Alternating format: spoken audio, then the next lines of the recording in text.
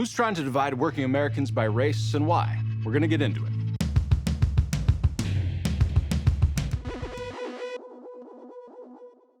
The share of wealth between the richest people and the rest of us has literally never been further apart.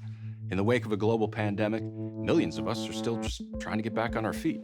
But since 2020, big corporations raked in trillions and made record profits by price gouging. CEOs are laughing all the way to the bank, while most of us are weeping over our supermarket bills.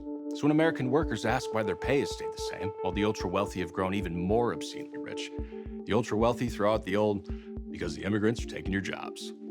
But never mind that in 2023, the unemployment rate for US-born workers averaged only 3.6%, the lowest it's ever been. So there's plenty of jobs. It's just that those jobs aren't paying us what we're worth and aren't commensurate with the cost of living. If the federal minimum wage had kept pace with worker productivity, it'd be more than $25 an hour today. Instead, it's $7.25, and that number hasn't risen since 2009. So how do we upend this narrative? Probably the most effective way American workers can claim their power is to start unionizing. Unions have helped Americans win higher wages and better working conditions from the time our country was just getting started. And it's worth noting that for at least the past 50 years or so, they've made it happen by creating solidarity across racial lines. We are stronger together, and we have way more in common with each other than we do with our tech and corporate overlords.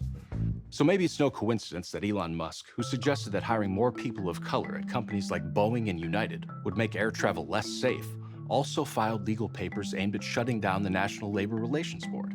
That's the independent federal agency that protects the rights of workers to unionize.